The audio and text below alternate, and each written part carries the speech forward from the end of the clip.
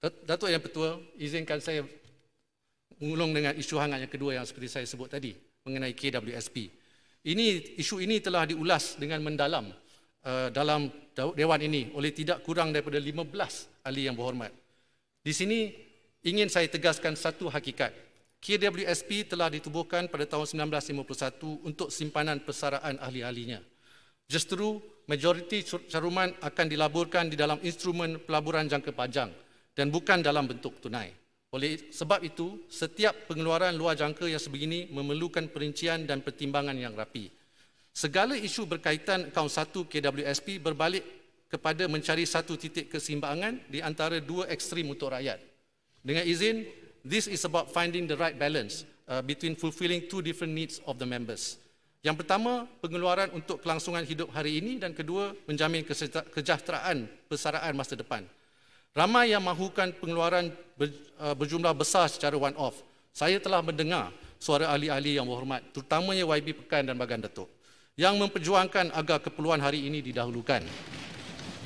Saya juga dengar suara-suara rakyat di media sosial yang menyatakan kesusahan hidup mereka dan ingin mengeluarkan wang KWSP mereka.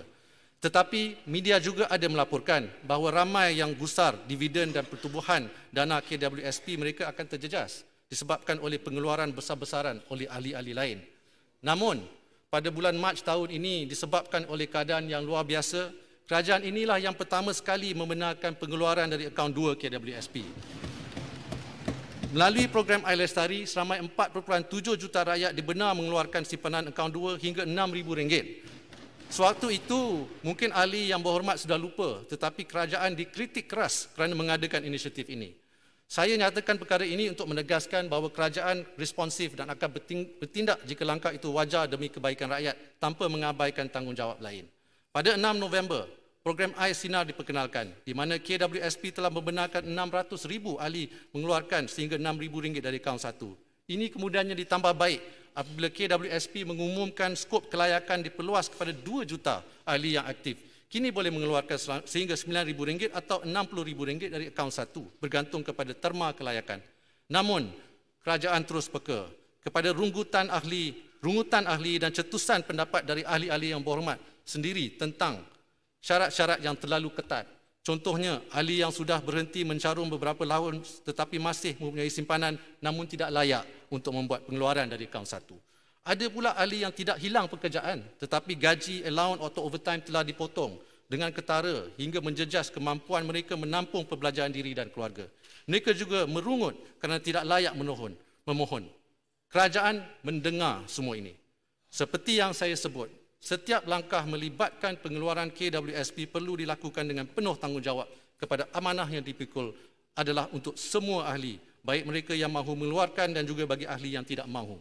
Akhirnya adalah tanggungjawab kerajaan untuk mencari titik keseimbangan di antara keperluan pengeluaran hari ini dan keselamatan persaraan untuk hari esok. Justru, setelah saya berbincang lanjut dengan pengurusan KWSP pagi tadi, sukacita diumumkan bahawa program Air Sinar kini dibuka dan diperluaskan kepada semua ahli yang terjejas pendapatan mereka.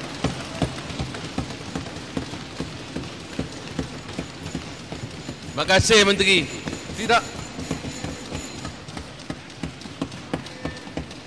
Tidak kira sama ada disebabkan hilang pekerjaan ataupun telah terkurang pendapatan mereka tahun ini, ahli tersebut layak memohon untuk membuat pengeluaran dari akaun 1. Tanpa mengira sama ada ahli tersebut bekerja sektor formal atau bekerja sendiri, tanpa mengira ahli aktif mencarum atau tidak, selagi terjejas pendapatan dengan ketara, bolehlah mengeluarkan simpanan dari akaun 1 KWSP. Dari 2 juta ahli yang layak sebelum ini, Air Sinar kini kita buka kepada lebih 8 juta ahli. Terima kasih, Menteri. Tambahan pula, setiap ahli yang dibenarkan, tambahan pula, setiap ahli yang sebelum ini dibenarkan mengeluarkan sehingga RM9,000, kini boleh mengeluarkan sehingga RM10,000. Terima kasih. Mereka cuma perlu memohon di dalam talian atau hadir di mana-mana pejabat KWSP. Tunjukkan sahaja bukti mengenai kehilangan pekerjaan, notis, cuti tanpa gaji, potongan gaji, allowance atau OT maupun pengurangan pendapatan jika bekerja sendiri.